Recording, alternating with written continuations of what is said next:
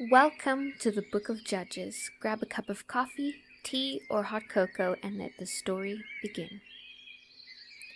Now after the death of Joshua, it came to pass that the children of Israel asked the Lord, saying, Who shall be first to go up for us against the Canaanites to fight against them? And the Lord said, Judah shall go up. Indeed, I have delivered the land into his hand. So Judah said to Simeon, his brother, Come up with me to the allotted territory, that we may fight against the Canaanites, and I will likewise go with you to your allotted territory. And Simeon went with him. Then Judah went up, and the Lord delivered the Canaanites and the Perizzites into their hand, and they killed 10,000 men at Bezek. And they found Adoni-Bezek in Bezek, and fought against him. And they defeated the Canaanites and the Perizzites. Then Adoni-Bezek fled, and they pursued him and caught him, and cut off his thumbs and big toes. And Adoni-Bezek said, 70 kings with their thumbs and big toes cut off used to gather scraps under my table, as I have done. So God has repaid me. Then they brought him to Jerusalem, and there he died. Now the children of Judah fought against Jerusalem and took it. They struck it with the edge of the sword and set the city on fire. And afterward the children of Judah went down to fight against the Canaanites who dwelt in the mountains, in the south and in the lowland. Then Judah went against the Canaanites who dwelt in Hebron. Now the name of Hebron was formerly Kirjath-Arba, and they killed Sheshai, Ahiman, and Talmai. From there they went against the inhabitants of Debir. Then Caleb said, Whoever attacks Kirjath-Sepher and takes it, to him I will give my daughter Aksha as wife. And Othniel, the son of Kenaz, Caleb's younger brother, took it, so he gave him his daughter Aksha as wife. Now it happened, when she came to him, that she urged him to ask her father for a field. And she dismounted from her donkey, and Caleb said to her, What do you wish? So she said to him, Give me a blessing, since you have given me land in the south. Give me also springs of water. And Caleb gave her the upper springs and lower springs. Now the children of Kenet, Moses' father-in-law, went up from the city of palms with the children of Judah into the wilderness of Judah, which lies in the south near Arab. And they went and dwelt among the people. And Judah went with his brother Simeon, and they attacked the Canaanites who inhabited Zephath, and utterly destroyed it. So the name of the city was called Hormah. Also, Judah took Gaza with its territory, Ashkelon with its territory, and Ekron with its territory. So the Lord was with Judah, and they drove out the mountaineers, but they could not drive out the inhabitants of the lowland, because they had chariots of iron. And they gave Hebron to Caleb, as Moses had said. Then he expelled from there the 3 sons of Anak.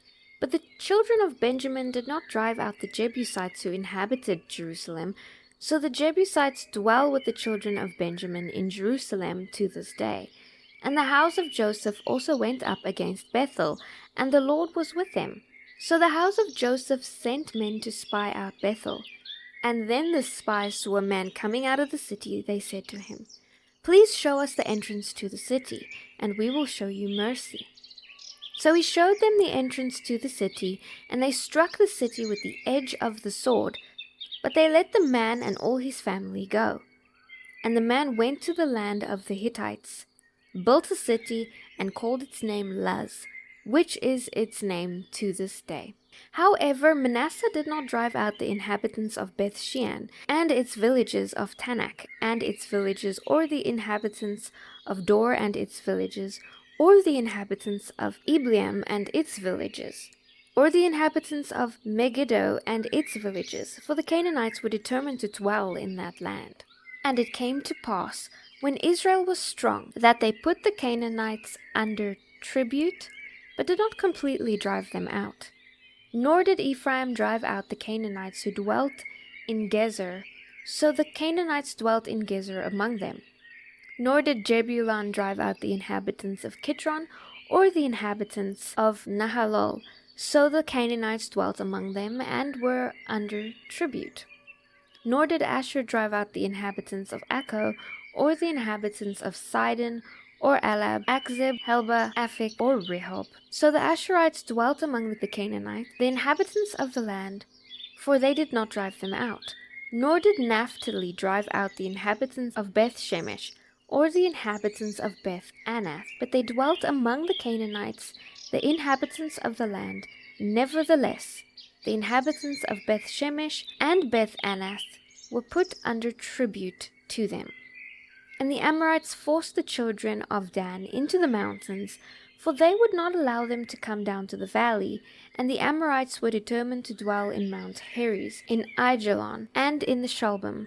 Yet when the strength of the house of Joseph became greater, they were put under tribute. Now the boundary of the Amorites was from the ancients of Akrabim, from Selah and upward. Then the angel of the Lord came up from Gilgal to Bochim, and said, I led you up from Egypt and brought you to the land which I swore to your fathers. And I said, I will never break my covenant with you. And you shall make no covenant with the inhabitants of this land. You shall tear down their altars. But you have not obeyed my voice. Why have you done this? Therefore I also said, I will not drive them out before you, but they shall be thorns in your side, and their gods shall be a snare to you. So it was, when the angel of the Lord spoke these words to all the children of Israel, that the people lifted up their voices and wept. Then they called the name of that place Bochim, and they sacrificed there to the Lord. And when Joshua had dismissed the people, the children of Israel went each to his own inheritance to possess the land. So the people served the Lord all the days of Joshua, and all the days of the elders who outlived Joshua, who had seen all the great works of the Lord, which he had done for Israel. Now Joshua the son of Nun, the servant of the Lord, died when he was 110 years old, and they buried him within the borders of his inheritance, at Timnath-Heres, in the mountains of Ephraim, on the north side of Mount Gaash. When all that generation had been gathered to their fathers, another generation arose after them, who did not know the Lord, nor the work which he had done for Israel. Then the children of Israel did evil in the sight of the Lord, and served the Baals. And they forsook the Lord of their fathers, who had brought them out of the land of Egypt, and they followed other gods from among the gods of the people who were all around them.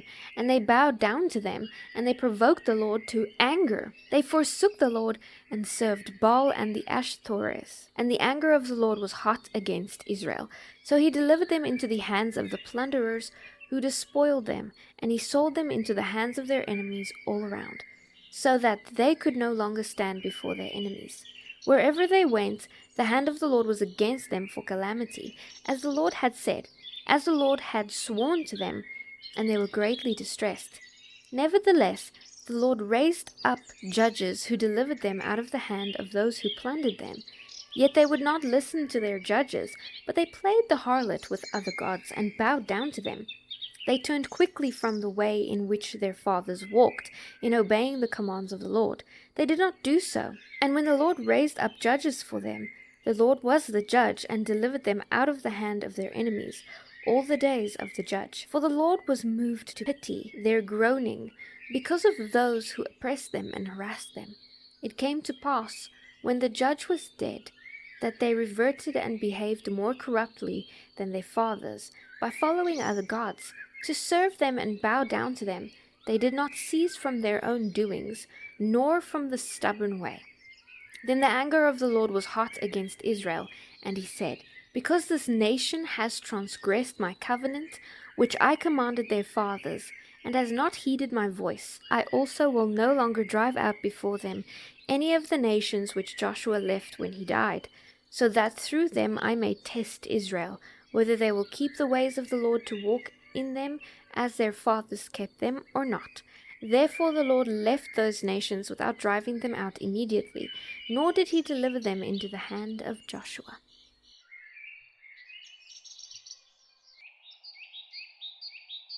Now these are the nations which the Lord left, that he might test Israel by them, that is, all who had not known any of the wars in Canaan. This was only so that the generations of the children of Israel might be taught to know war, at least those who had not formerly known it. Namely, 5 lords of Philistines, all the Canaanites, the Sidonians, and the Hivites, who dwelt in Mount Lebanon, from Mount Baal-Hermon to the entrance of Hamath. And they were left, that he might test Israel by them, to know whether they would obey the commandments of the Lord which he had commanded their fathers by the hand of Moses. Thus the children of Israel dwelt among the Canaanites, the Hittites, the Amorites, the Perizzites, the Hivites, and the Jebusites. And they took their daughters to be their wives, and gave their daughters to their sons, and they served their gods. So the children of Israel did evil in the sight of the Lord. They forgot the Lord their God, and served the Baals and Asherahs. Therefore the anger of the Lord was hot against Israel, and he sold them into the hand of Cushan-Rishathaim, king of Mesopotamia. And the children of Israel served Cushan-Rishathaim 8 years. When the children of Israel cried out to the Lord raised up a deliverer from the children of Israel, who delivered them, Othniel the son of Kenaz, Caleb's younger brother. The Spirit of the Lord came upon him, and he judged Israel. He went out to war, and the Lord delivered Cushan-Rishathaim, king of Mesopotamia, into his hand. And his hand prevailed over Cushan-Rishathaim. So the land had rest for 40 years. Then Othniel the son of Kenaz died. And the children of Israel again did evil in the sight of the Lord. So the Lord strengthened Eglon king of Moab against Israel, because they had done evil in the sight of the Lord. Then he gathered to himself the people of Ammon and Amalek, went and defeated Israel, and took possession of the city of palms. So the children of Israel served Eglon king of Moab 18 years. But when the children of Israel cried out to the Lord raised up a deliverer for them, Ehud the son of Gera, the Benjamite, a left-handed man. By him the children of Israel sent tribute to Eglon king of Moab. Now Ehud made himself a dagger, and fastened it under his clothes on his right thigh. He brought the tribute to Eglon king of Moab, and when he had finished presenting the tribute, he sent away the people who had carried the tribute. But he himself turned back from the stone images that were at Gilgal, and said, I have a secret message for you, O king. He said, Keep silence. And all who attended him went out from him. So Ehud came to him. Then Ehud said, I have a message from God for you. He arose from his seat. Then Ehud reached with his left hand, took the dagger from his right thigh, and thrust it into his belly. Even the hilt went in off the blade, and the fat closed over the blade, so he did not draw the dagger out of his belly, and his entrails came out. Then Ehud went out through the porch and shut the doors of the upper room behind him and locked them. When he had gone out, Eglon's servants came to look, and to their surprise the doors of the upper room were locked. So they said, He is probably tending to his needs in the cool chamber. So they waited till they were embarrassed, and still he had not opened the doors of the upper room. Therefore they took the key and opened them, and there was their master, fallen dead on the floor. But Ehud had escaped while they delayed, and passed beyond the stone images, and escaped to Seirah. And it happened, when he arrived, that he blew the trumpet in the mountains of Ephraim, and the children of Israel went down with him from the mountain, and he led them. Then he said to them, Follow me, for the Lord has delivered your enemies, the Moabites, into your hand. So they went down after him, seized the fords of the Jordan leading to Moab, and did not allow anyone to cross over. And at that time they killed about 10,000 men of Moab, all stout men of valour. Not a man escaped. So Moab was subdued that day under the hand of Israel, and the land had rest for 80 years. After him with Shamgar the son of Anath, who killed 600 men of the Philistines with an ox goad, and he also delivered Israel. When Ehud was dead, the children of Israel again did evil in the sight of the Lord. So the Lord sold them into the hand of Jabin, king of Canaan, who reigned in Hazor. The commander was Sisera, who dwelt with Harosheth Hagoyim. And the children of Israel cried out to the Lord, for Jabin had 900 chariots of iron, and for 20 years he had harshly oppressed the children of Israel. Now Deborah, a prophetess, the wife of Lapidoth, was judging Israel at that time, and she would sit under the palm tree of Deborah between Ramah and Bethel in the mountains of Ephraim, and the children of Israel came up to her for judgment. Then she sent and called for Barak, the son of Abinoam, from Kedesh in Naphtali, and said to him, Has not the Lord God of Israel commanded, Go and deploy troops at Mount Tabor? Take with you 10,000 men of the sons of Naphtali and of the sons of Jebulun, and against you I will deploy Sisera, the commander of Jabin's army, with his chariots and his multitude, at the river Kishon, and I will deliver him into your hand. And Barak said to her, If you will go with me, then I will go, but if you will not go with me, I will not go. So she said, I will surely go with you. Nevertheless, there will be no glory for you in the journey you are taking, for the Lord will sell Sisera into the hand of a woman.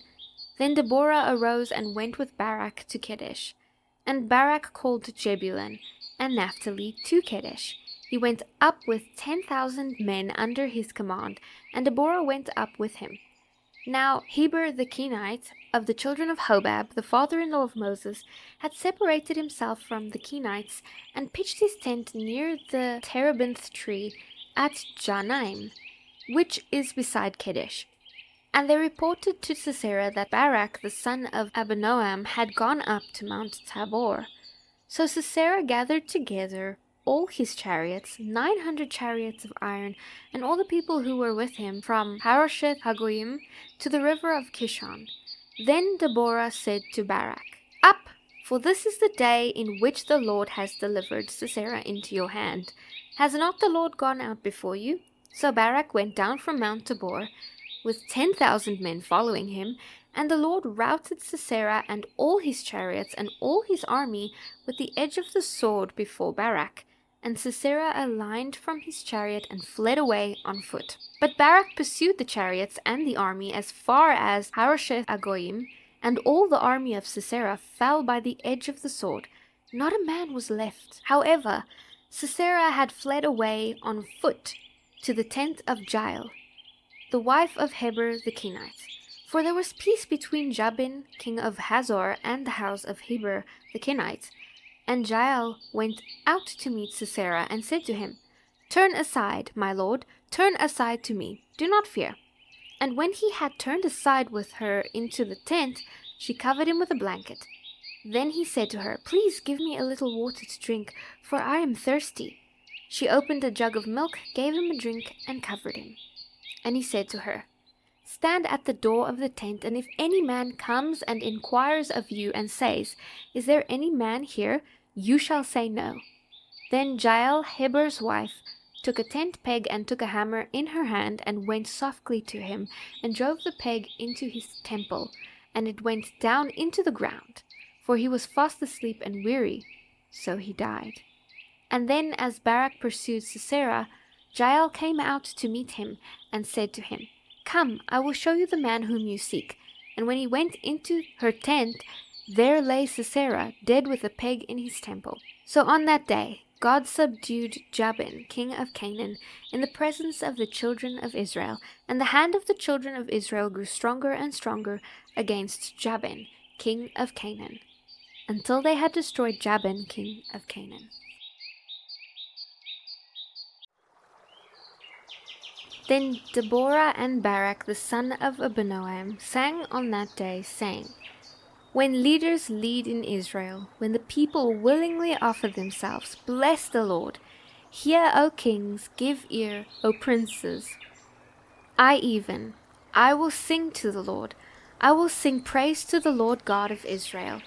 Lord, when you went out of Sur, When you marched from the field of Edom, the earth trembled and the heavens poured. The clouds also poured water. The mountains gushed before the Lord. This Sinai, before the Lord God of Israel, in the days of Shamgar, son of Anath, in the days of Jael, the highways were deserted, and the travelers walked along the byways. Village life ceased. It ceased in Israel, until I, Deborah, arose. Arose a mother in Israel. They chose new gods. Then there was war in the gates. Not a shield or spear was seen among 40,000 in Israel. My heart is with the rulers of Israel, who offered themselves willingly with the people. Bless the Lord. Speak, you who ride on white donkeys, who sit in judges' attire, and who walk along the road, far from the noise of the archers among the watering places. There they shall recount the righteous acts of the Lord, the righteous acts for his villagers in Israel. Then the people of the Lord shall go down to the gates. Awake, awake, Deborah! Awake, awake! Sing a song. Arise, Barak, and lead your captives away, O son of Abinoam. Then the survivors came down, the people against the nobles. The Lord came down for me against the mighty. From Ephraim were those whose roots were in Amalek. After you, Benjamin, with your peoples. From Machir rulers came down, and from Jebulun those who bear the recruiter's staff. And the princes of Issachar were with Deborah. As Issachar, so was Barak, sent into the valley under his command. Among the divisions of Reuben there were great resolves of heart. Why did you sit among the sheepfolds, to hear the pipings for the flocks? The divisions of Reuben have great searchings of heart. Gilead stayed beyond the Jordan, and why did Dan remain on ships? Asher continued at the seashore, and stayed by his inlets. Jebulun is a people who jeopardized their lives to the point of death. Naphtali also on the heights of the battle. The kings came and fought, then the kings of Canaan fought in Tanakh. By the waters of Megiddo, they took no spoils of silver, they fought from the heavens. The stars from their courses fought against Sisera. The torrent of Kishon swept away. That ancient torrent, the torrent of Kishon, O my soul, march on in strength. Then the horses' hooves pounded, the galloping of his steeds. Curse Meroz, said the angel of the Lord. Curse its inhabitants bitterly, because they did not come to help of the Lord, to the help of the Lord against the mighty. Most blessed among women in Jael, the wife of Heber the Kenite. Blessed is she among women in tents. He asked for water, she gave milk. She brought out cream in a lordly bowl. She stretched her hand to the tent peg, her right hand to the workman's hammer. She pounded Sisera, she pierced his head, she split and struck through his temple.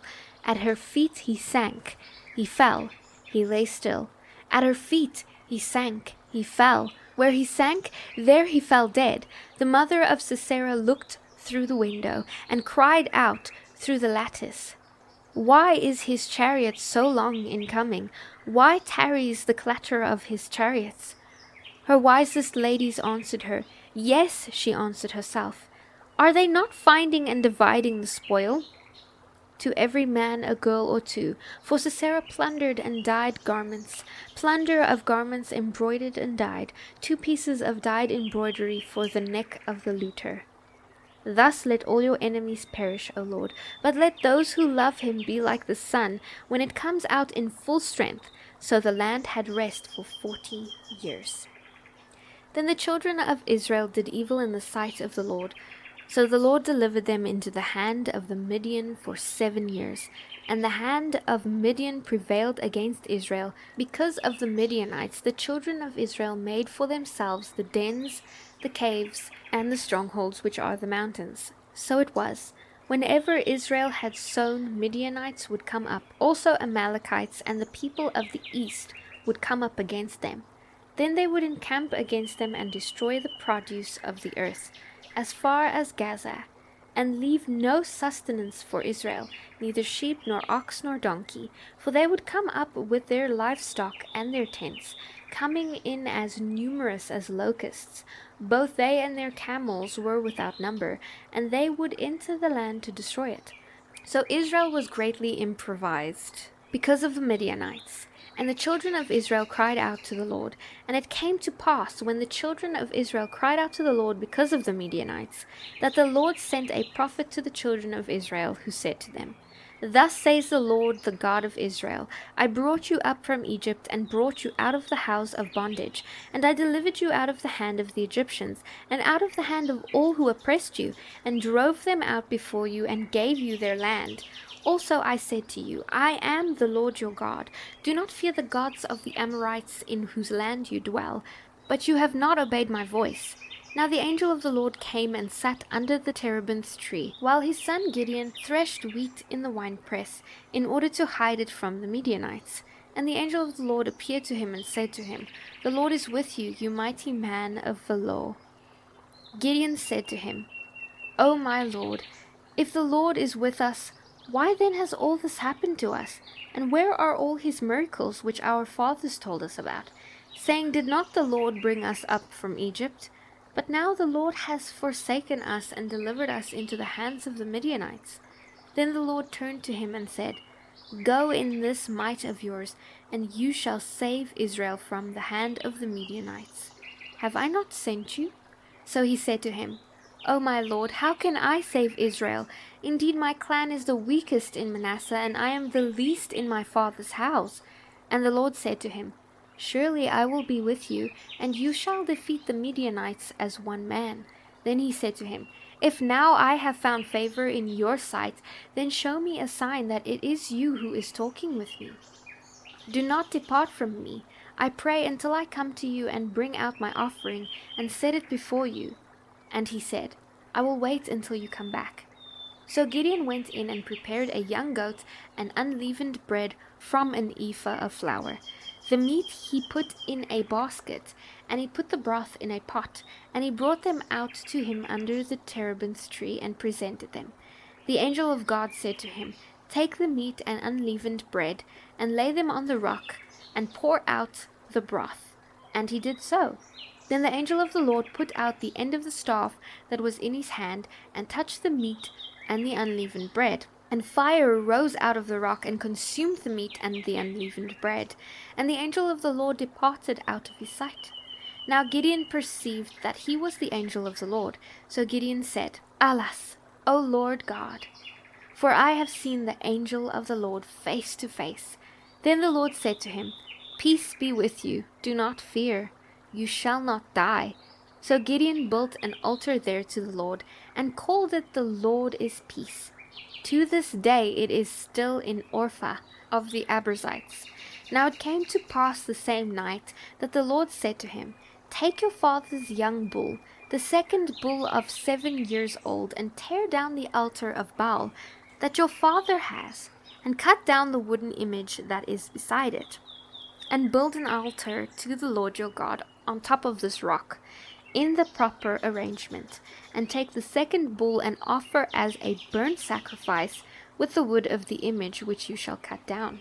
So Gideon took 10 men from among his servants, and did as the Lord had said to him, because he feared his father's household and the men of the city too much to do it by day, and he did it by night.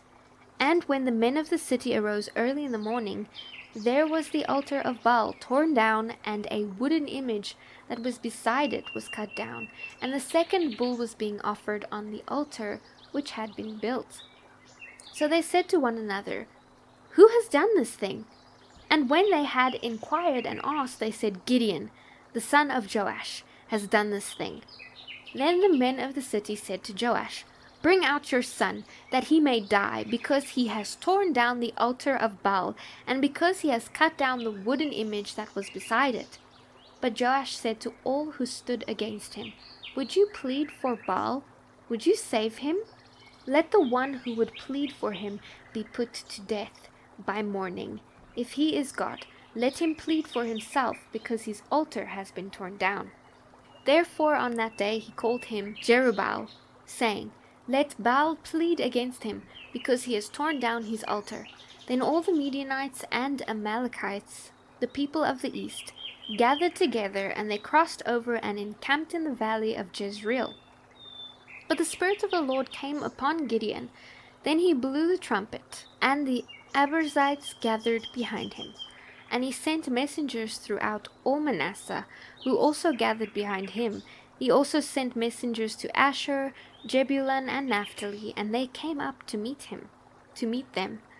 So Gideon said to God, "If you will save Israel by my hand, as you have, look, I shall put a fleece of wool on the threshing floor. If there is dew on the fleece only, and it is dry on the ground, then I shall know that you will save Israel by my hand, as you have said." And it was so. When he rose early the next morning and squeezed the fleece together, he wrung the dew out of the fleece, a bowlful of water. Then Gideon said to God, "Do not be angry with me, but let me speak just once more. Let me test. I pray just once more with the fleece. Let it now be dry, only the fleece, but on all the ground let there be dew." And God did so that night.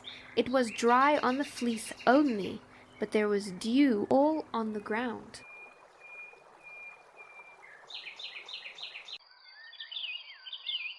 Then Jerubbaal and all the people who were with rose early and encamped beside the well of Harod, so that the camp of the Midianites was on the north side of them, by the hill of Merah in the valley.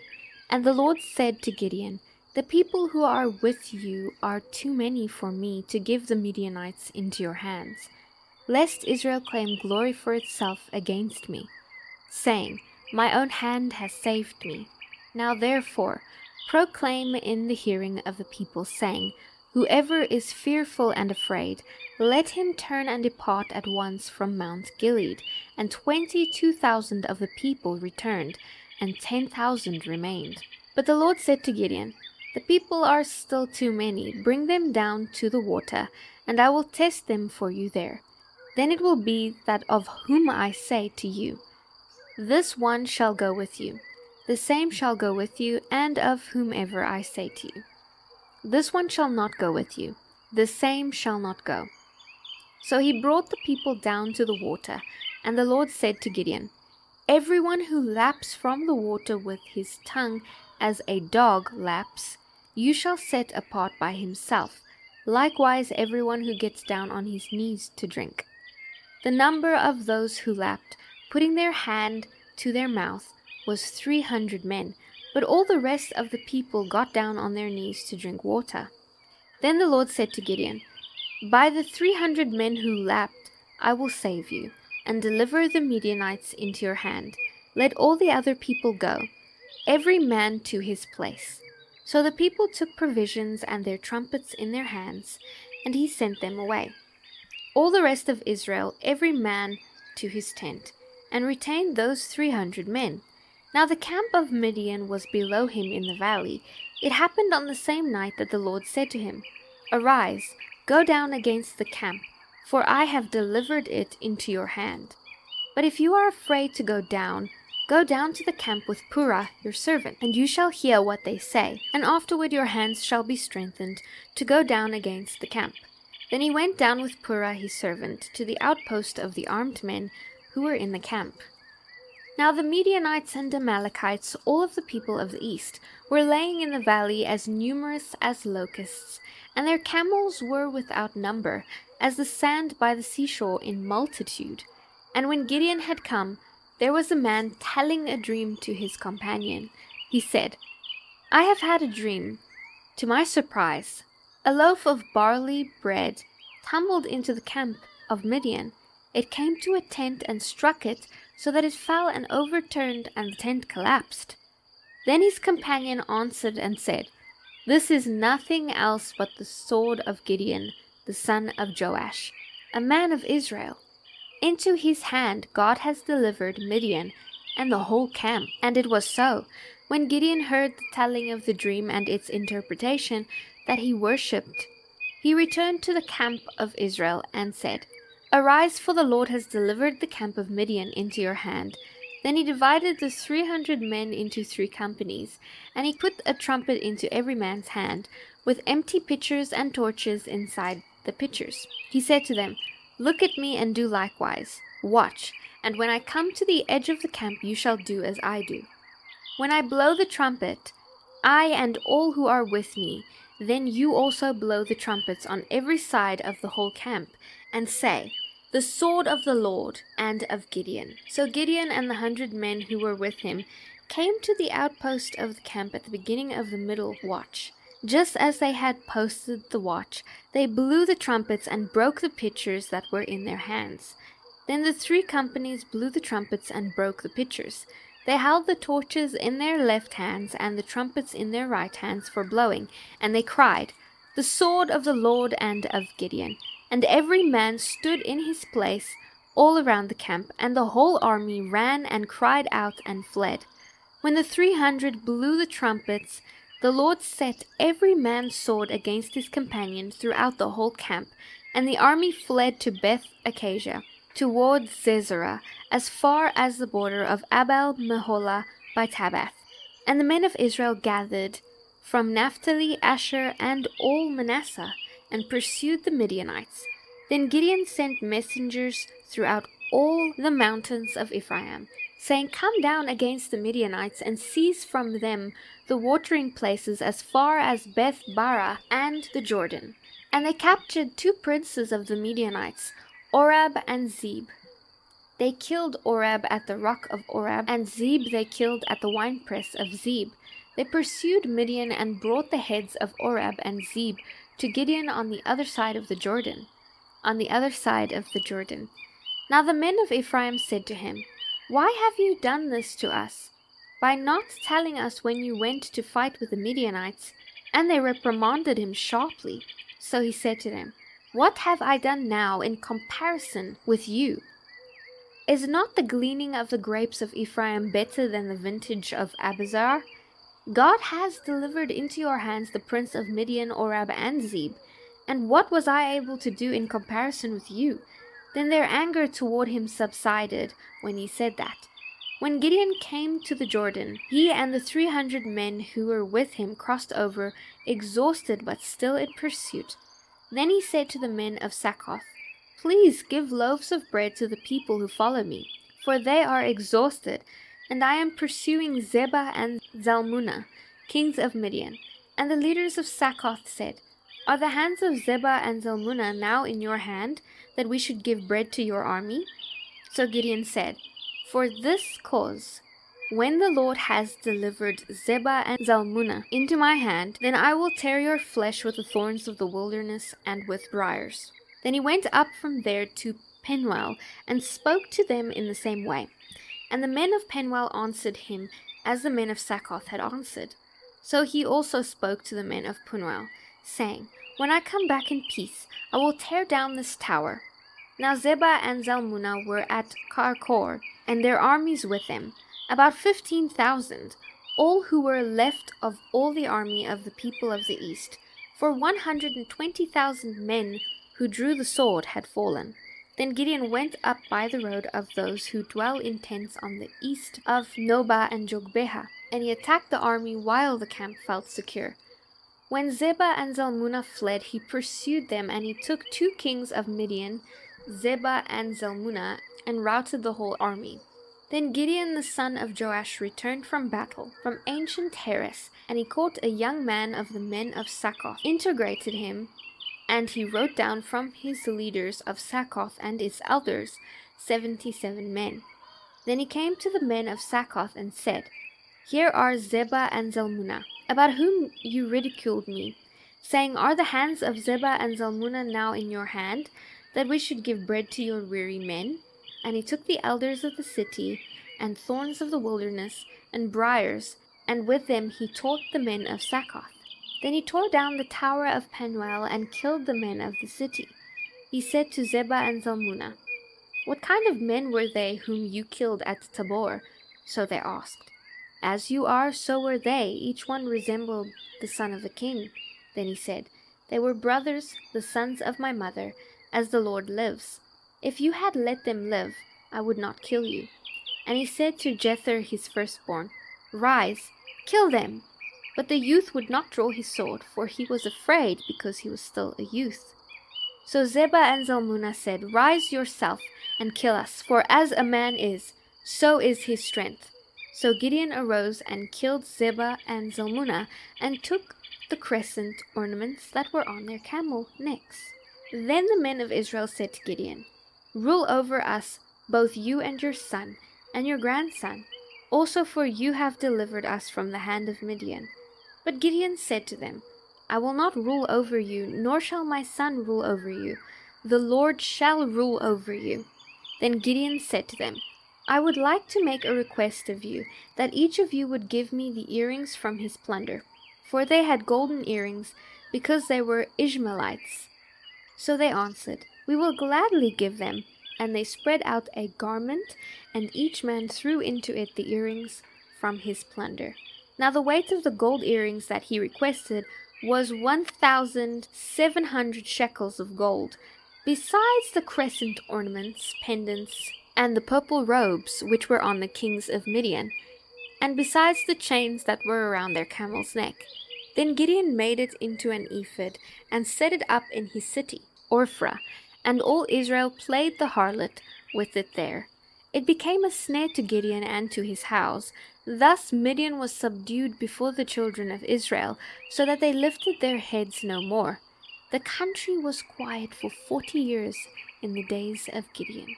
Then Jerubbaal, the son of Joash, went and dwelt in his own house.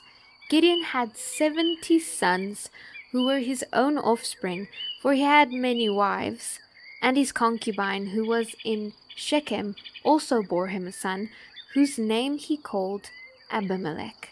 Now Gideon the son of Joash died at a good old age, and was buried in the tomb of Joash his father, in Ophrah. So it was, as soon as Gideon was dead, that the children of Israel again played the harlot with the Baals, and made Baal-berith their god.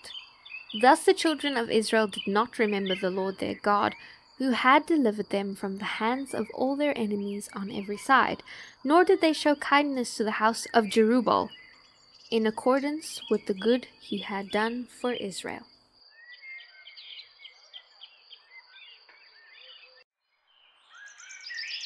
Then Abimelech the son of Jerubbaal went to Shechem, to his mother's brother, and spoke with them and with all the family of the house of his mother's father, saying, Please speak in the hearing of all of the men of Shechem, which is better for you, that all 70 of the sons of Jerubbaal reign over you, or that one reign over you. Remember that I am your own flesh and bone. And his mother's brothers spoke all these words concerning him in the hearing of all the men of Shechem. And their heart was inclined to follow Abimelech, for they said, He is our brother. So they gave him 70 shekels of silver from the temple of Baal-berith, with which Abimelech hired worthless and reckless men, and they followed him. Then he went to his father's house at Ophrah, and killed his brothers, the 70 sons of Jerubbaal, on one stone. But Jotham, the youngest son of Jerubbaal, was left, because he hid himself. And all the men of Shechem gathered together, all of Beth Millo, and they went and made Abimelech king, beside the terebinth tree at the pillar that was in Shechem. Now when they told Jotham, he went and stood on the top of Mount Gerizim, and lifted his voice and cried out. And he said to them, Listen to me, you men of Shechem, that God may listen to you. The trees once went forth to anoint a king over them, and they said to the olive tree, Reign over us. But the olive tree said to them, Should I cease giving my oil, with which they honor God and men, and go to sway over trees? Then the trees said to the fig tree, You come and reign over us. But the fig tree said to them, Should I seize my sweetness and my good fruit, and go sway over trees? Then the trees said to the vine, You come and reign over us. But the vine said to them, Should I seize my new wine, which cheers both God and man, and go to sway over trees? Then all the trees said to the bramble, You come and reign over us. And the bramble said to the trees, If in truth you anoint me as king over you, then come and take shelter in my shade. But if not, let fire come out of bramble. and devour the cedars of Lebanon. Now therefore, if you have acted in truth and sincerity in making Abimelech king, and if you have dealt well with Jerubbaal and his house, and have done to him as he deserves, for my father fought for you, risked his life, and delivered you out of the hand of Midian, but you have risen up against my father's house this day, and killed his 70 sons on one stone, and made Abimelech, the son of his female servant, king over the men of Shechem, because he is your brother? If then you have acted in truth and sincerity with Jerubbaal and with his house this day, then rejoice in Abimelech, and let him also rejoice in you. But if not, let fire come from Abimelech and devour the men of Shechem and Beth Millo, and let fire come from the men of Shechem and from Beth Millo and devour Abimelech. And Jotham ran away and fled, and he went to Beer and dwelt there, for fear of Abimelech his brother. After Abimelech had reigned over Israel 3 years, God sent a spirit of ill will between Abimelech and the men of Shechem, and the men of Shechem dealt treacherously with Abimelech, that the crime done to the 70 sons of Jerubbaal might be settled, and their blood be laid on Abimelech their brother, who killed them, and on the men of Shechem, who aided him in the killing of his brothers. And the men of Shechem set men in ambush against him on the tops of the mountains, and they robbed all who passed by them along that way. And it was told Abimelech. Now Gaal, the son of Ebed, came with his brothers and went over to Shechem, and the men of Shechem put their confidence in him. So they went out into the fields and gathered grapes from their vineyards, and trod them, and made merry. And they went into the house of their God, and ate and drank, and cursed Abimelech. Then Gaal the son of Ebed said, Who is Abimelech, and who is Shechem, that we should serve him? Is he not the son of Jerubbaal, and is not Jebul his officer? Serve the men of Hamor the father of Shechem, but why should we serve him? If only this people were under my authority, then I would remove Abimelech. So he said to Abimelech, Increase your army and come out. When Jubal the ruler of the city heard the words of Gaal, the son of Ebed, his anger was aroused, and he sent messengers to Abimelech secretly saying, Take note, Gaal the son of Ebed and his brothers have come to Shechem, and here they are, fortifying the city against you. Now therefore get up by night, you and the people who are with you, and lie in wait in the field. And it shall be as soon as the sun is up in the morning, that you shall rise early, and rush upon the city.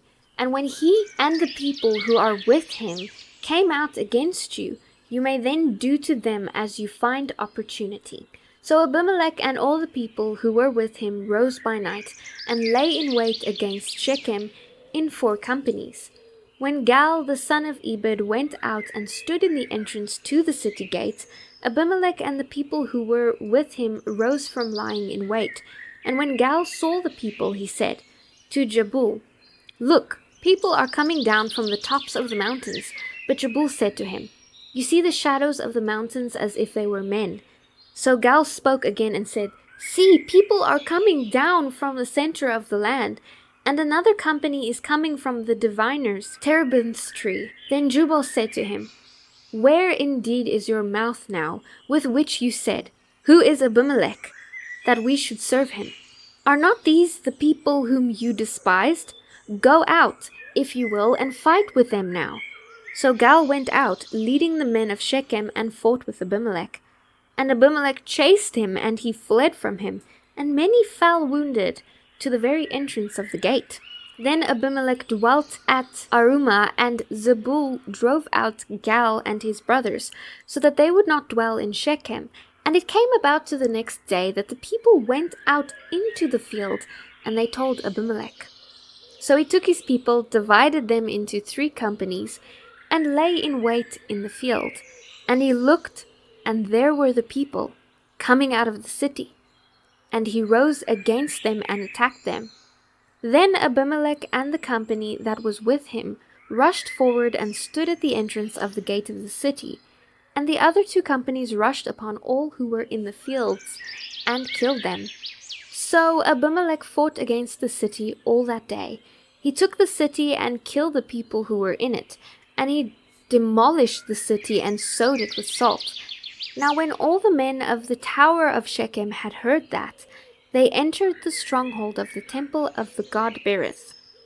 And it was told Abimelech that all the men of the tower of Shechem were gathered together. Then Abimelech went to Mount Zalmon, he and all the people who were with him, and Abimelech took an axe in his hand and cut down a bow from the trees, and took it and laid it on his shoulder. Then he said to the people who were with him, "What you have seen me do, make haste, and do as I have done." So each of the people likewise cut down his own bow, and followed Abimelech, put them against the stronghold, and set the stronghold on fire above them, so that all the people of the tower of Shechem died, about 1,000 men and women.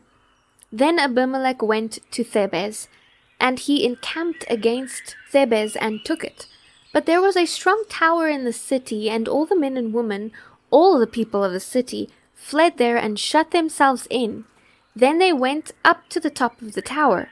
So Abimelech came as far as the tower and fought against it, and he drew near the door of the tower to burn it with fire.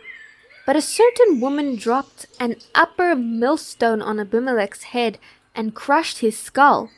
Then he called quickly to the young man, his armor-bearer, and said to him, "Draw your sword and kill me, lest men say of me, 'A woman killed him.' So his young man thrust him through, and he died. And when the men of Israel saw that Abimelech was dead, they departed every man to his place. Thus God repaid the wickedness of Abimelech, which he had done to his father, by killing his 70 brothers. And all the evil of the men of Shechem God returned on their own heads, and on them came the curse of Jotham, the son of Jerubbaal. After Abimelech, there arose to save Israel Tola the son of Puah, the son of Dodo, a man of Issachar. And he dwelt in Shamir, in the mountains of Ephraim. He judged Israel 23 years, and he died and was buried in Shamir. After him arose Jair, a Gileadite, and he judged Israel 22 years. Now he had 30 sons who rode on 30 donkeys. They also had 30 towns, which are called Havoth Jair, to this day, which are in the land of Gilead. And Jair died and was buried in Cammon. Then the children of Israel again did evil in the sight of the Lord, and served the Baals and the Ashtoreths, the gods of Syria, the gods of Sidon, the gods of Moab, the gods of the people of Ammon, and the gods of the Philistines. And they forsook the Lord, and did not serve him. So the anger of the Lord was hot against Israel, and he sold them into the hands of the Philistines, and into the hands of the people of Ammon. From that year they harassed and oppressed the children of Israel for 18 years, all the children of Israel who were on the other side of the Jordan, in the land of the Amorites in Gilead. Moreover, the people of Ammon crossed over the Jordan to fight against Judah, also against Benjamin, and against the house of Ephraim, so that Israel was severely distressed. And the children of Israel cried out to the Lord, saying, "We have sinned against you, because we have both forsaken our God and served the Baals." So the Lord said to the children of Israel, "Did I not deliver you from the Egyptians, and from the Amorites, and from the people of Ammon, and from the Philistines? Also the Sidonians and Amalekites and Ammonites oppressed you, and you cried out to me, and I delivered you from their hand. Yet you have forsaken me and served other gods. Therefore I will deliver you no more. Go and cry out to the gods which you have chosen. Let them deliver you in your time of distress." And the children of Israel said to the Lord, "We have sinned. Do to us whatever seems best to you. Only deliver us this day, we pray." So they put away the foreign gods from among them and served the Lord, and his soul could no longer endure the misery of Israel. Then the people of Ammon gathered together and encamped in Gilead, and the children of Israel assembled together and encamped in Mizpah. And the people, the leaders of Gilead, said to one another, "Who is the man who will begin the fight against the people of Ammon? He shall be head of all the inhabitants of Gilead." Now Jephthah the Gileadite was a mighty man of valor, but he was the son of a harlot, and Gilead begot Jephthah. Gilead's wife bore sons, and when his wife's sons grew up, they drove Jephthah out, and said to him, "You shall have no inheritance in our father's house, for you are the son of another woman." Then Jephthah fled from his brothers, and dwelt in the land of Tob. And worthless men banded together with Jephthah, and went out raiding with him. It came to pass after a time that the people of Ammon made war against Israel, and so it was, when the people of Ammon made war against Israel, that the elders of Gilead went to Jephthah from the land of Tob. Then they said to Jephthah, "Come and be our commander, that we may fight against the people of Ammon." So Jephthah said to the elders of Gilead, "Did you not hate me and expel me from my father's house? Why have you come to me now when you are in distress?" And the elders of Gilead said to Jephthah, "That is why we have turned again to you now, that you may go with us and fight against the people of Ammon, and be our head over all the inhabitants of Gilead." So Jephthah said to the elders of Gilead, "If you take me back home to fight against the people of Ammon, and the Lord delivers them to me, shall I be your head?" And the elders of Gilead said to Jephthah, "The Lord will be a witness between us, if we do not do according to your words." Then Jephthah went with the elders of Gilead, and the people made him head and commander over them. And Jephthah spoke all his words before the Lord in Mizpah. Now Jephthah sent messengers to the king of the people of Ammon, saying, "What do you have against me, that you have come to fight against me in my land?" And the king of the people of Ammon answered the messengers of Jephthah, "Because Israel took away my land when they came up out of Egypt, from the Arnon as far as the Jabbok, and to the Jordan. Now therefore restore those lands peaceably." So Jephthah again sent messengers to the king of the people of Ammon, and said to him, "Thus says Jephthah, Israel did not take away the land of Moab, nor the land of the people of Ammon. For when Israel came up from Egypt, they walked through the wilderness as far as the Red Sea, and came to Kadesh. Then Israel sent messengers to the king of Odom, saying, "Please let me pass through your land." But the king of Odom would not heed. And in like manner they sent to the king of Moab, but he would not consent. So Israel remained in Kadesh. And they went along through the wilderness, and bypassed the land of Edom and the land of Moab, came to the east side of the land of Moab, and encamped on the other side of the Arnon. But they did not enter the border of Moab, for the Arnon was the border of Moab. Then Israel sent messengers to Sihon, king of the Amorites, king of Heshbon, and Israel said to him, "Please let us pass through your land into our place." But Sihon did not trust Israel to pass through his territory. So Sihon gathered all his people together, encamped in Jahaz, and fought against Israel. And the Lord God of Israel delivered Sihon and all his people into the hand of Israel, and they defeated them. Thus Israel gained possession of all the land of the Amorites who inhabited that country. They took possession of all the territory of the Amorites, from the Arnon to the Jabbok, and from the wilderness to the Jordan. And now the Lord God of Israel has dispossessed the Amorites from before his people Israel. Should you then possess it? Will you not possess whatever Shemosh your God gives you to possess? So whatever the Lord our God takes possession of before us, we will possess. And now are you any better than Balak, the son of Zippor, king of Moab? Did he ever strive against Israel? Did he ever fight against them? While Israel dwelt in Heshbon and its villages in Aror, and its villages, and in all the cities along the banks of the Arnon for 300 years. Why did you not recover them within that time? Therefore I have not sinned against you, but you wronged me by fighting against me. May the Lord, the judge, render judgment this day between the children of Israel and the people of Ammon." However, the king of the people of Ammon did not heed the words which Jephthah sent. Then the Spirit of the Lord came upon Jephthah, and he passed through Gilead and Manasseh, and passed through Mizpah of Gilead. And from Mizpah of Gilead he advanced towards the people of Ammon. And Jephthah made a vow to the Lord and said, "If you will indeed deliver the people of Ammon into my hands, then it will be that whatever comes out of the doors of my house to meet me when I return in peace from the people of Ammon shall surely be the Lord's, and I will offer it up as a burnt offering." So Jephthah advanced towards the people of Ammon to fight against them, and the Lord delivered them into his hands, and he defeated them from Aroer, as far as Minnith, 20 cities, and to Abel Keramim, with a very great slaughter. Thus the people of Ammon were subdued before the children of Israel. When Jephthah came to his house at Mizpah, there was his daughter, coming out to meet him with timbrels and dancing. She was his only child.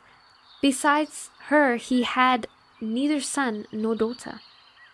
And it came to pass, when he saw her, that he tore his clothes and said, "Alas, my daughter, you have brought me very low. You are among those who trouble me. For I have given my word to the Lord, and I cannot go back on it." So she said to him, "My father, if you have given your word to the Lord, do to me according to what has gone out of your mouth, because the Lord has avenged you of your enemies, the people of Ammon." Then she said to her father, "Let this thing be done for me. Let me alone for 2 months, that I may go and wander on the mountains and bewail my virginity, my friends and I." So he said, "Go," and he sent her away for 2 months. And she went with her friends and bewailed her virginity on the mountains. And it was so at the end of 2 months that she returned to her father, and he carried out his vow with her which he had vowed. She knew no man, and it became a custom in Israel that the daughters of Israel went 4 days each year to lament the daughter of Jephthah the Gileadite.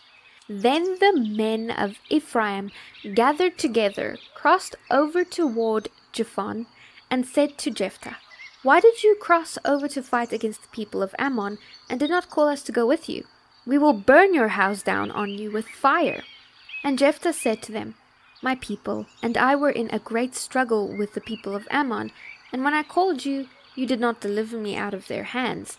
So when I saw that you would not deliver me, I took my life in my hands and crossed over against the people of Ammon, and the Lord delivered them into my hand. Why then have you come up to me this day to fight against me?" Now Jephthah gathered together all the men of Gilead and fought against Ephraim.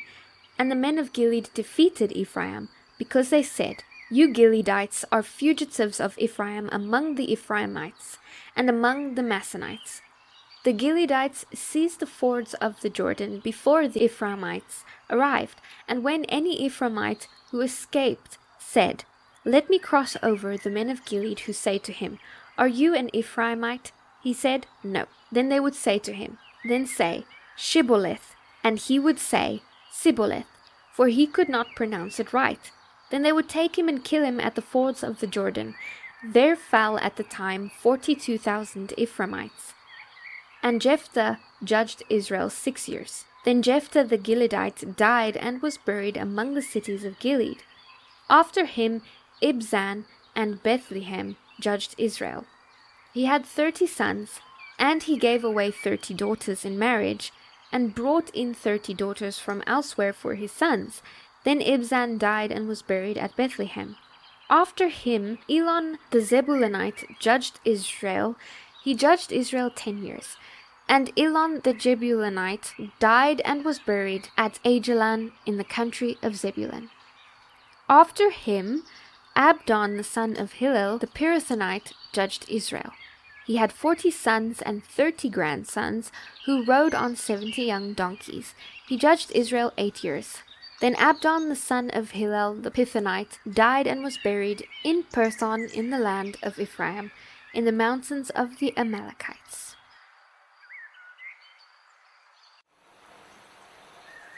Again the children of Israel did evil in the sight of the Lord, and the Lord delivered them into the hand of the Philistines for 40 years. Now there was a certain man from Zorah, of the family of the Danites, whose name was Manoah, and his wife was barren and had no children.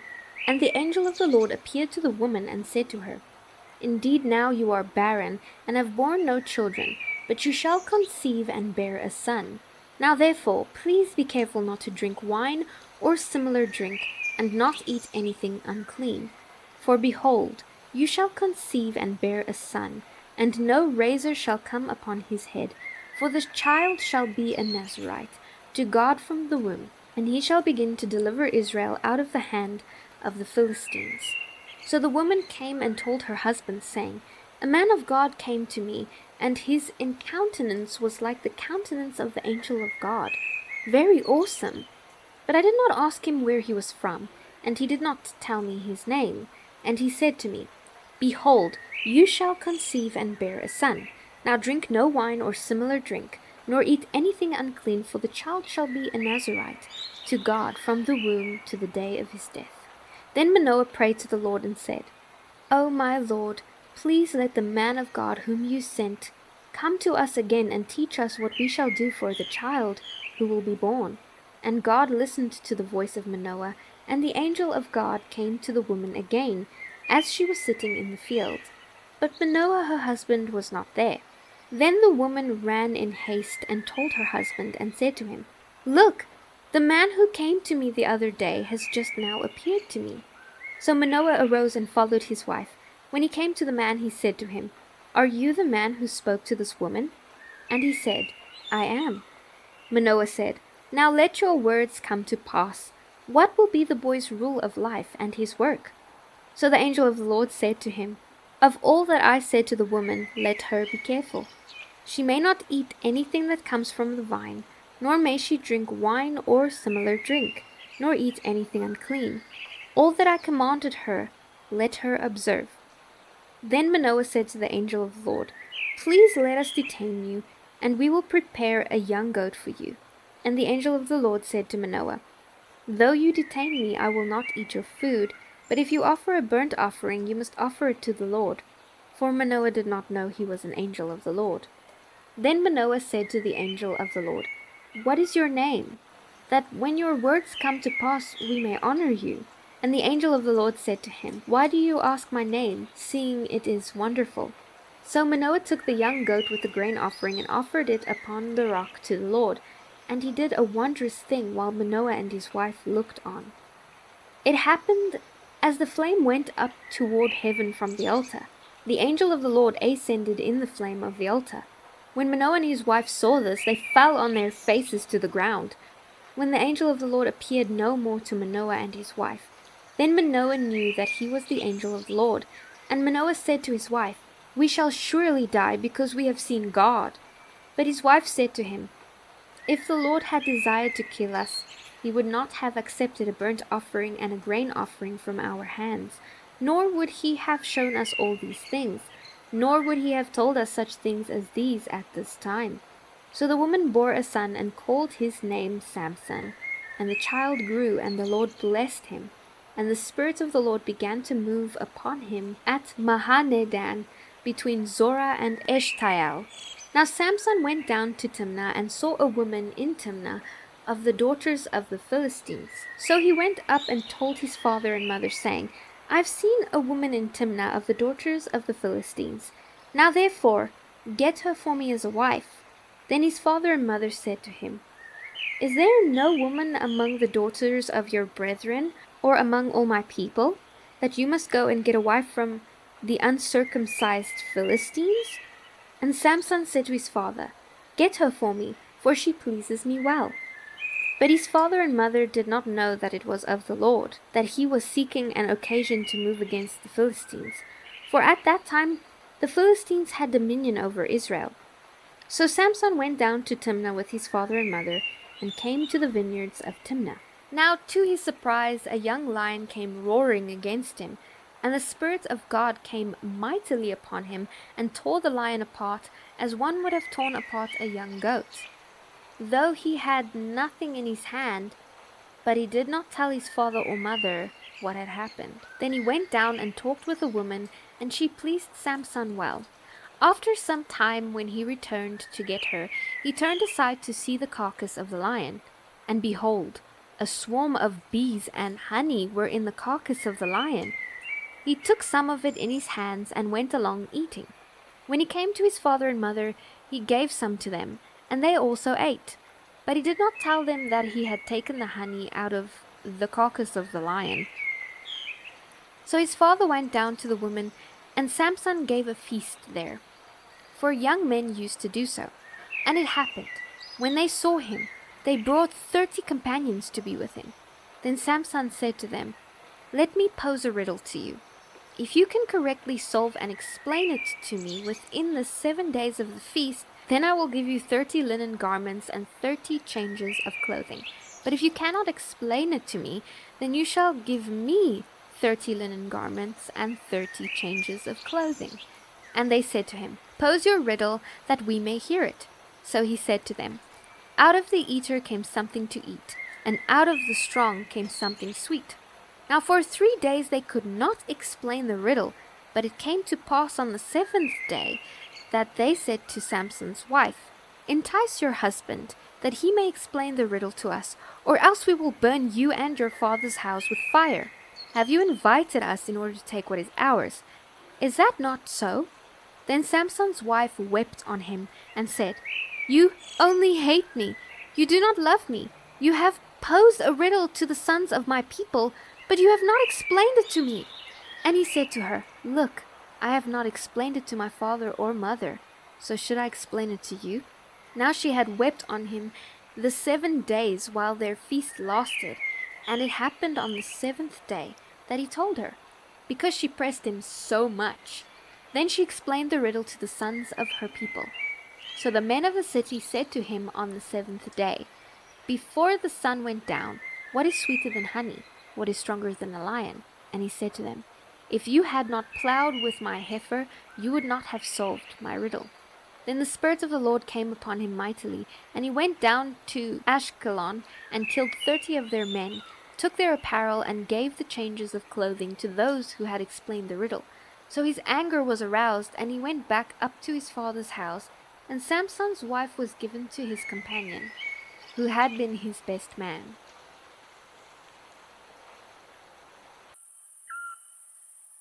After a while, in the time of the wheat harvest, it happened that Samson visited his wife with a young goat. And he said to her, "Let me go in to my wife, into her room." But her father would not permit him to go in. Her father said, "I really thought that you thoroughly hated her. Therefore I gave her to your companion. Is not her younger sister better than she? Please take her instead." And Samson said to them, "This time I shall be blameless regarding the Philistines if I harm them."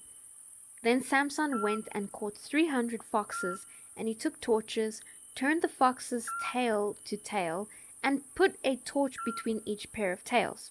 When he had set the torches on fire, he let the foxes go into the standing grain of the Philistines, and burned up both the shocks and the standing grain, as well as the vineyards and olive groves. Then the Philistines said, "Who has done this?" And they answered, "Samson, the son-in-law of the Timnite, because he has taken his wife and given her to his companion." So the Philistines came up and burned her and her father with fire. Samson said to them, "Since you would do a thing like this, I will surely take revenge on you, and after that I will cease." So he attacked them hip and thigh with a great slaughter. Then he went down and dwelt in the cleft of the rock of Etam. Now the Philistines went up, encamped in Judah, and deployed themselves against Lehi. And the men of Judah said, "Why have you come up against us?" So they answered, "We have come up to arrest Samson, to do to him as he has done to us."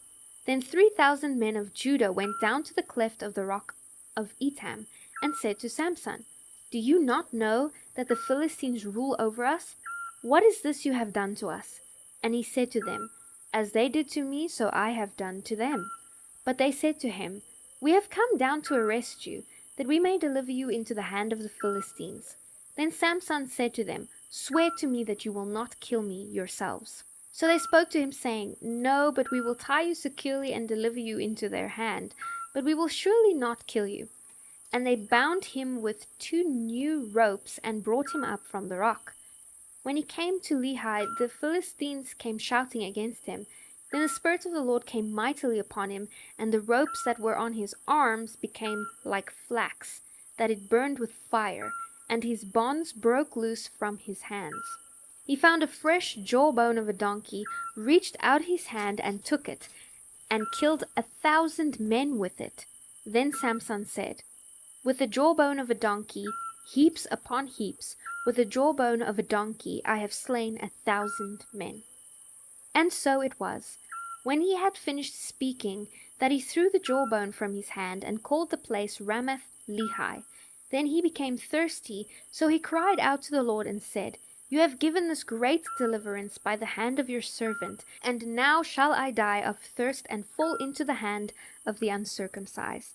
So God split the hollow place that is in Lehi, and water came out, and he drank, and his spirit returned. He revived. Therefore he called its name En-Hakkore, which is in Lehi to this day. And he judged Israel 20 years in the days of the Philistines. Now Samson went to Gaza and saw a harlot there, and he went in to her. When the Gazites were told, "Samson has come here," they surrounded the place and lay in wait for him all night at the gate of the city. They were quiet all night, saying in the morning, "When it is daylight, we will kill him." And Samson lay low till midnight. Then he rose at midnight, took hold of the doors of the gate of the city and the 2 gateposts, pulled them up, bar and all, and put them on his shoulders, and carried them to the top of the hill that faces Hebron. Afterward it happened that he loved a woman in the valley of Sorek, whose name was Delilah.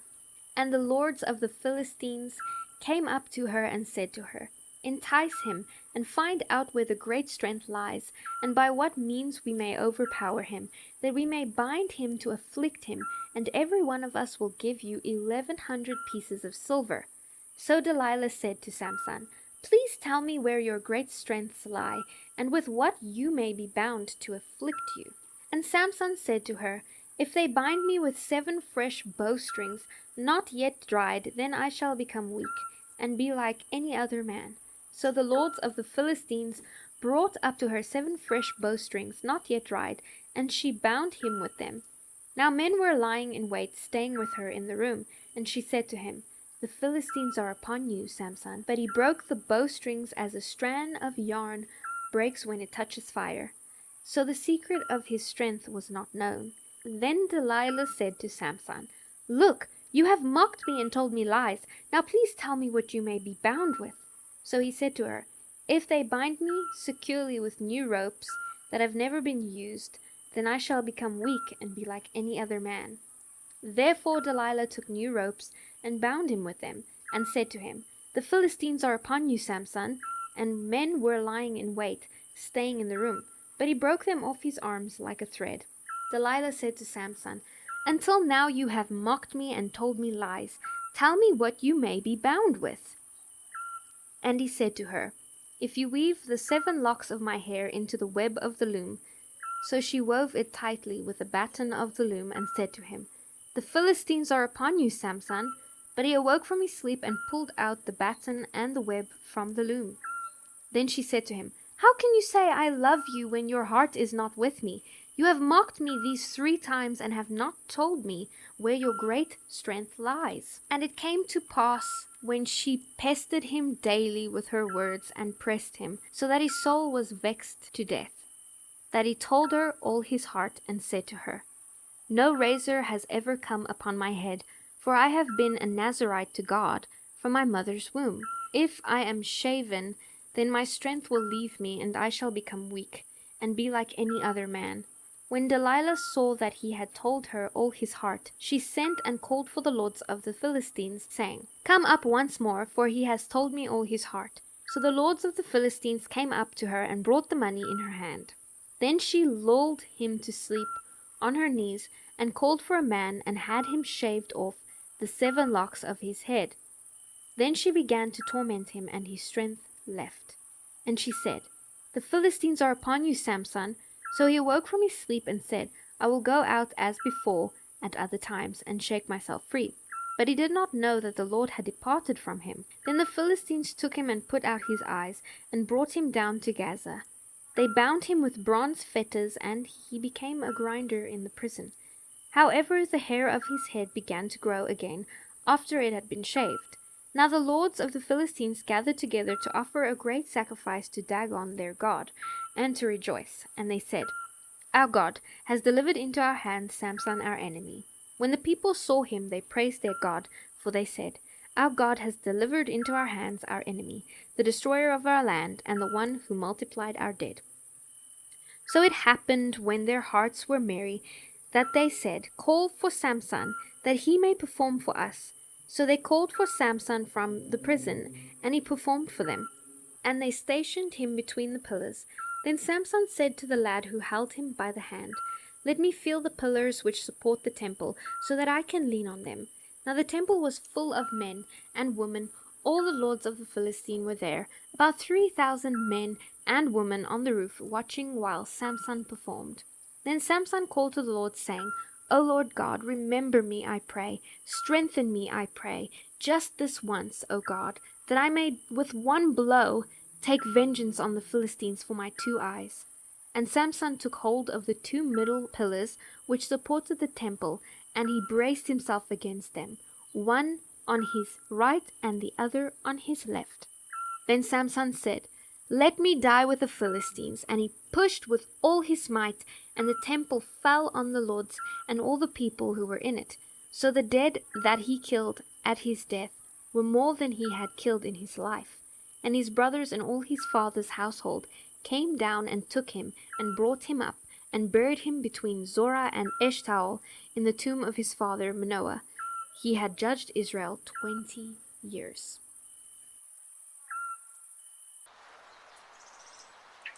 Now there was a man from the mountains of Ephraim, whose name was Micah.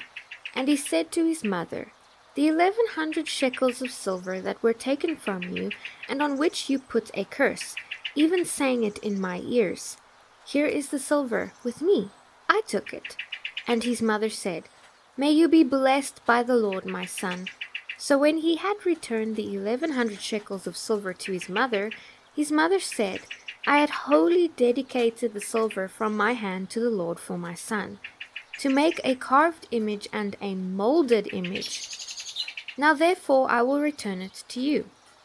Thus he returned the silver to his mother. Then his mother took 200 shekels of silver and gave them to the silversmith, and he made it into a carved image and a molded image, and they were in the house of Micah. The man Micah had a shrine, and made an ephod and household idols, and he consecrated one of his sons, who became his priest. In those days there was no king in Israel. Everyone did what was right in his own eyes. Now there was a young man from Bethlehem in Judah, of the family of Judah. He was a Levite, and was staying there. The man departed from the city of Bethlehem in Judah, to stay wherever he could find a place. Then he came to the mountains of Ephraim, to the house of Micah, as he journeyed. Micah said to him, "Where do you come from?" So he said to him, "I am a Levite from Bethlehem in Judah, and I am on my way to find a place to stay." Micah said to him, "Dwell with me, and be a father and a priest to me, and I will give you 10 shekels of silver per year, a suit of clothes, and your sustenance." So the Levite went in. Then the Levite was content to dwell with the man, and the young man became like one of his sons to him. So Micah consecrated the Levite, and the young man became his priest, and lived in the house of Micah. Then Micah said, "Now I know that the Lord will be good to me, since I have a Levite as a priest."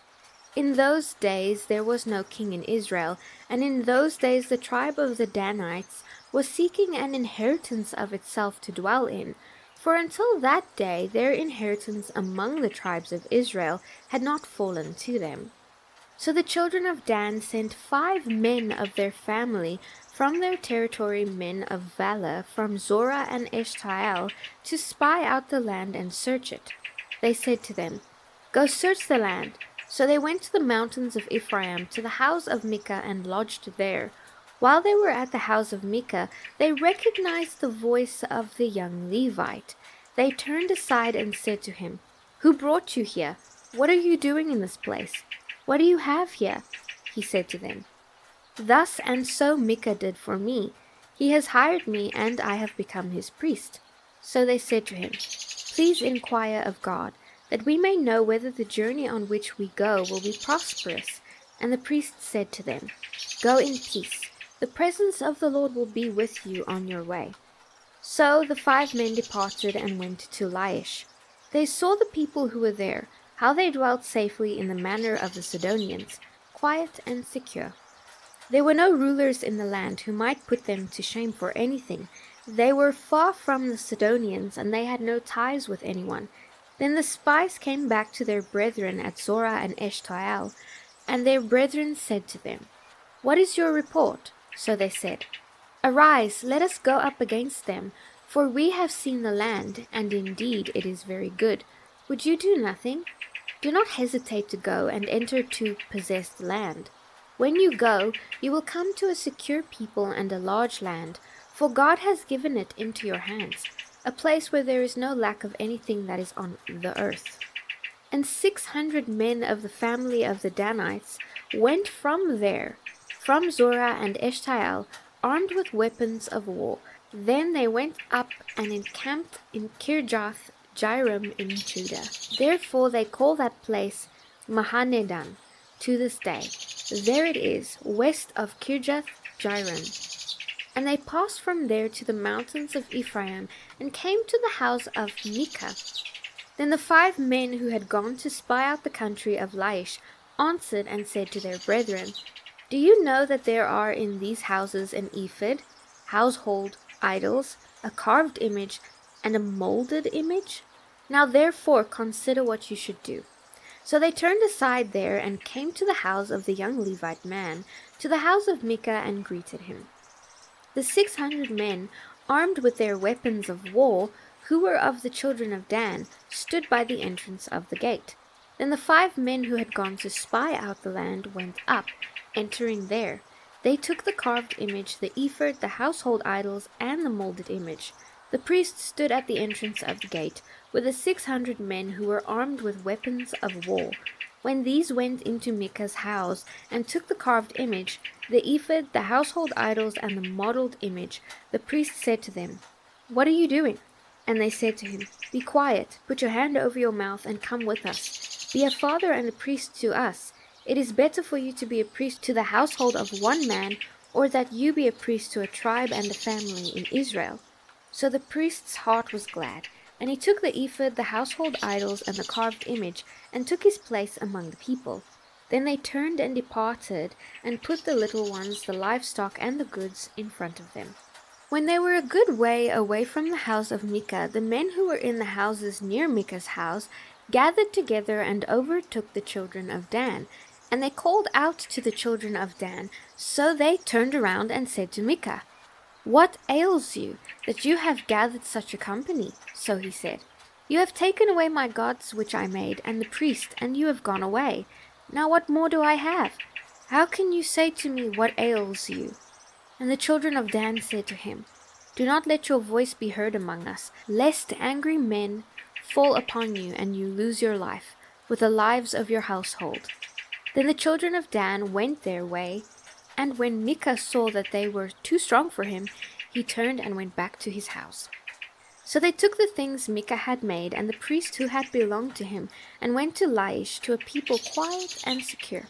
And they struck them with the edge of the sword, and burned the city with fire. There was no deliverer, because it was far from Sidon, and they had no ties with anyone. It was in the valley that belongs to Beth Rehob. So they rebuilt the city and dwelt there. And they called the name of the city Dan, after the name of Dan their father, who was born to Israel. However, the name of the city formerly was Laish. Then the children of Dan set up for themselves the carved image, and Jonathan the son of Gershom, the son of Manasseh, and his sons were priests to the tribe of Dan, until the day of captivity of the land. So they set up for themselves Micah's carved image, which he made, all the time that the house of God was in Shiloh. And it came to pass in those days, when there was no king in Israel, that there was a certain Levite staying in the remote mountains of Ephraim. He took for himself a concubine from Bethlehem in Judah, but his concubine played the harlot against him, and went away from him to her father's house, at Bethlehem in Judah, and was there 4 whole months. Then her husband arose and went after her, to speak kindly to her and bring her back, having his servant and a couple of donkeys with him. So she brought him into her father's house. And when the father of the young woman saw him, he was glad to meet him. Now his father-in-law, the young woman's father, detained him, and he stayed with him 3 days. So they ate and drank and lodged there. Then it came to pass on the 4th day, that they arose early in the morning, and he stood to depart. But the young woman's father said to his father-in-law, "Refresh your heart with a morsel of bread, and afterward go your way." So they sat down, and the 2 of them ate and drank together. Then the young woman's father said to the man, "Please be content to stay all night, and let your heart be merry." And when the man stood to depart, his father-in-law urged him, so he lodged there again. Then he arose early in the morning on the 5th day to depart. But the young woman's father said, "Please refresh your heart." So they delayed until afternoon, and both of them ate. And when the man stood to depart, he and his concubine and his servant, his father-in-law, the young woman's father, said to him, "Look, the day is now drawing toward evening. Please spend the night. See, the day is coming to an end. Lodge here, that your heart may be merry. Tomorrow go your way early, so that you may get home." However, the man was not willing to spend that night, so he rose and departed and came opposite Jebus, that is, Jerusalem. With him were the 2 saddled donkeys. His concubine was also with him. They were near Jebus, and the day was far spent. And the servant said to his master, "Come, please, and let us turn aside into the city of the Jebusites, and lodge in it."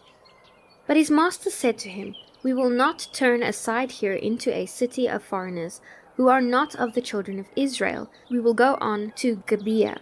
So he said to his servant, "Come, let us draw near to one of these places, and spend the night in Gibeah or Ramah." And they passed by and went their way. And the sun went down on them near Gibeah, which belongs to Benjamin. They turned aside there to go in to lodge in Gibeah, and when he went in, he sat down in the open square of the city, for no one would take them into his house to spend the night. Just then an old man came in from his work in the field at evening, who also was from the mountains of Ephraim. He was staying in Gibeah, whereas the men of the place were Benjamites. And when he raised his eyes, he saw the traveler in the open square of the city. And the old man said, "Where are you going, and where do you come from?" He said to him, "We are passing from Bethlehem in Judah toward the remote mountains of Ephraim. I am from there. I went to Bethlehem in Judah. Now I am going to the house of the Lord. But there is no one who will take me into his house, straw and fodder for our donkeys, and bread and wine for myself, for your female servant, and for the young man who is with your servant. There is no lack of anything." And the old man said, "Peace be with you. However, let all your needs be my responsibility, only do not spend the night in the open square." So he brought him into his house, and gave fodder to the donkeys, and they washed their feet, and ate and drank. As they were enjoying themselves, suddenly certain men of the city, perverted men, surrounded the house and beat on the door. They spoke to the master of the house, the old man, saying, "Bring out the man who came to your house, that we may know him carnally." But the man, the master of the house, went out to them and said to them, No, my brethren, I beg you, do not act so wickedly. Seeing this man has come into my house, do not commit this outrage. Look, here is my virgin daughter and the man's concubine. Let me bring them out now. Humble them and do with them as you please, but to this man do not do such a vile thing. But the men would not heed him.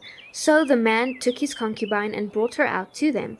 And they knew her and abused her all night until morning, and when the day began to break, they let her go. Then the woman came as the day was dawning, and fell down at the door of the man's house where her master was, till it was light. When her master arose in the morning and opened the doors of the house, and went out to go his way, there was his concubine fallen at the door of the house, with her hands on the threshold. And he said to her, Get up and let us get going.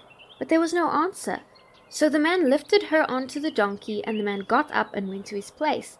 When he entered his house, he took a knife, laid hold of the concubine, and divided her into 12 pieces, limb by limb, and sent her throughout all the territory of Israel. And so it was that all who saw it said, No such deed has been done or seen from the day that the children of Israel came up from the land of Egypt until this day. Consider it, confer, and speak up. So all the children of Israel came out from Dan to Beersheba, as well as from the land of Gilead, and the congregation gathered together as one man before the Lord at Mizpah. And the leaders of all the people, all the tribes of Israel, presented themselves in the assembly of the people of God, 400,000 foot soldiers who drew their sword. Now the children of Benjamin heard that the children of Israel had gone up to Mizpah. Then the children of Israel said, Tell us, how did this wicked deed happen? So the Levite, the husband of the woman who was murdered, answered and said, My concubine and I went into Gibeah, which belongs to Benjamin, to spend the night. And the men of Gibeah rose against me and surrounded the house at night because of me. They intended to kill me, but instead they ravished my concubine so that she died. So I took hold of my concubine, cut her into pieces, and sent her throughout all the territory of the inheritance of Israel, because they committed lewdness and outrage in Israel. Look, all of you are children of Israel. Give your advice and counsel here and now. So all the people arose as one man, saying, None of us will go into his tent, nor will any turn back to his house. But now, this is the thing which we will do to Gibeah. We will go up against it by lot. We will take 10 men out of every 100 throughout all the tribes of Israel, 100 out of every 1,000, and 1,000 out of every 10,000, to make provisions for the people, that when they come to Gibeah in Benjamin, they may repay all the vileness that they have done in Israel. So all the men of Israel were gathered against the city, united together as one man. Then the tribes of Israel sent men through all the tribe of Benjamin, saying, What is this wickedness that has occurred among you? Now therefore deliver up the men, the perverted men who are in Gibeah, that we may put them to death and remove the evil from Israel. But the children of Benjamin would not listen to the voice of their brethren, the children of Israel. Instead, the children of Benjamin gathered together from their cities of Gibeah to go to battle against the children of Israel. And from their cities at that time, the children of Benjamin numbered 26,000 men who drew the sword, besides the inhabitants of Gibeah, who numbered 700 select men. Among all this who were 700 select men who were left-handed. Everyone could sling a stone at a hair's breadth and not miss.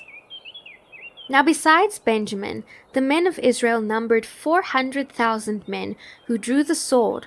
All of these were men of war. Then the children of Israel arose and went up to the house of God to inquire of God. They said, Which of us shall go up first to battle against the children of Benjamin? The Lord said, Judah first. So the children of Israel rose in the morning and encamped against Gibeah. And the men of Israel went out to battle against Benjamin, and the men of Israel put themselves in battle array to fight against them at Gibeah. Then the children of Benjamin came out of Gibeah, and on that day cut down to the ground 22,000 men of the Israelites. And the people, that is, the men of Israel, encouraged themselves and again formed the battle line at the place where they had put themselves in array on the first day. Then the children of Israel went up and wept before the Lord until evening, and asked counsel of the Lord, saying, Shall I again draw near for battle against the children of my brother Benjamin? And the Lord said, Go up against him. So the children of Israel approached the children of Benjamin on the second day.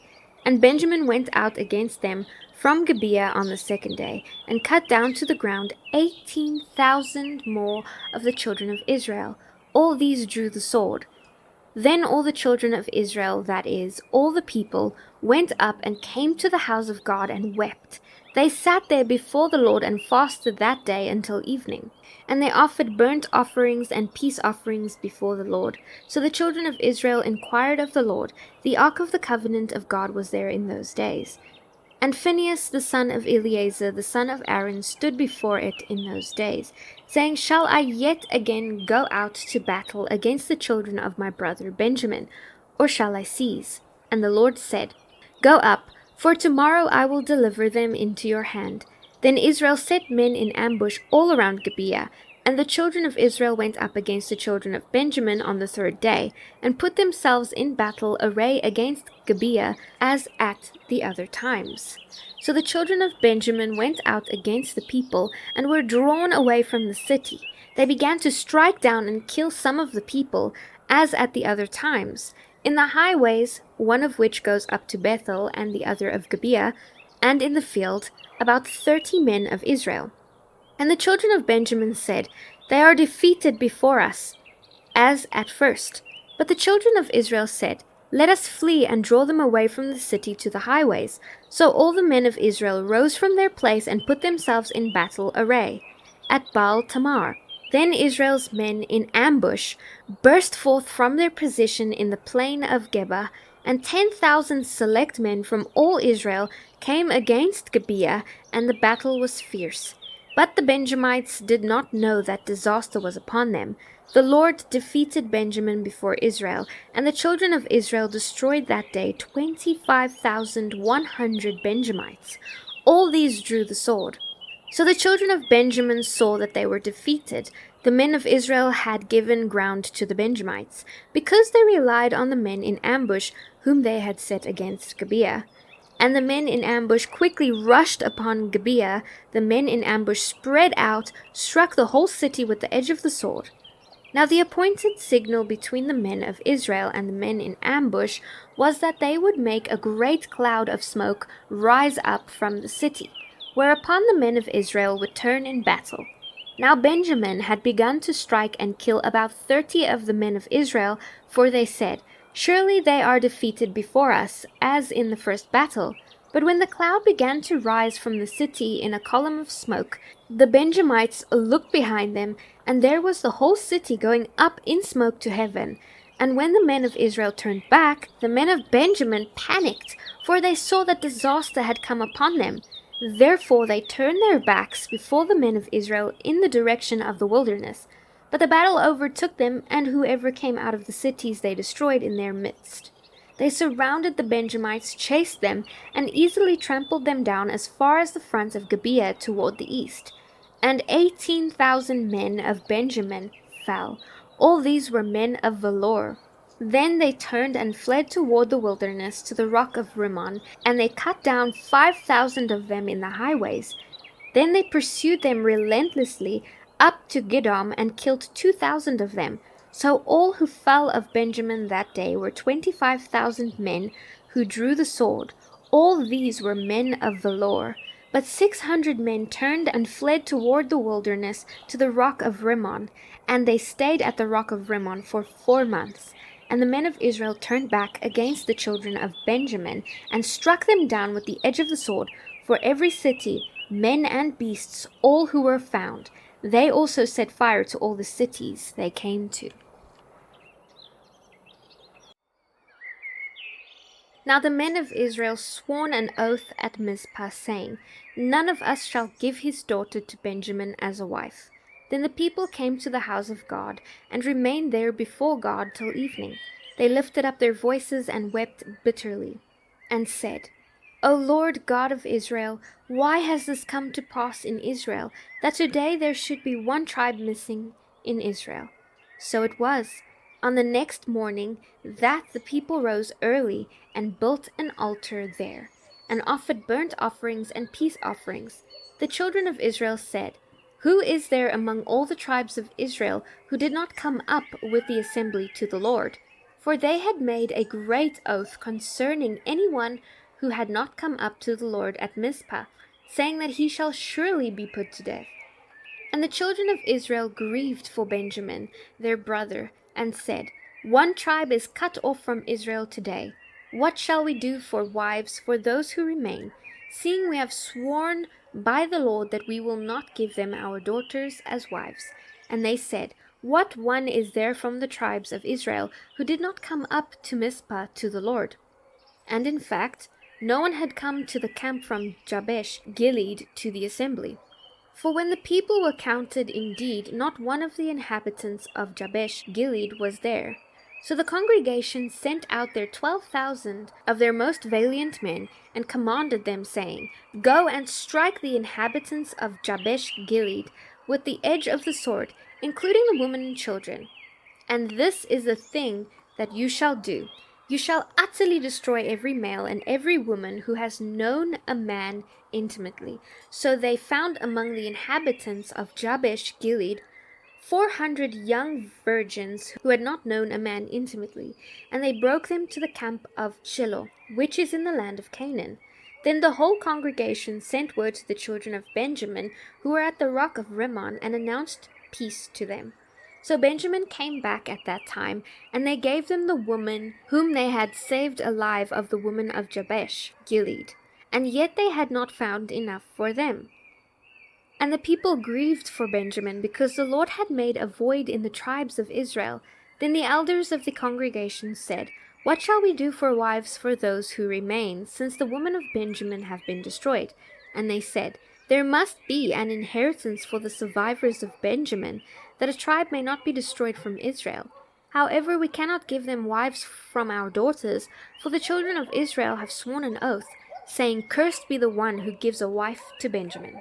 Then they said, In fact, there is a yearly feast of the Lord in Shiloh, which is north of Bethel, on the east side of the highway that goes up from Bethel to Shechem, and south of Lebonah. Therefore they instructed the children of Benjamin, saying, Go lie in wait in the vineyards and watch. And just when the daughters of Shiloh come out to perform their dances, then come out from the vineyards, and every man catch a wife for himself from the daughters of Shiloh. Then go to the land of Benjamin. Then it shall be, when their fathers or their brothers come to us to complain, that we will say to them, Be kind to them for our sakes, because we did not take a wife for any of them in the war. For it is not as though you have given the woman to them at this time, making yourselves guilty of your oath. And the children of Benjamin did so.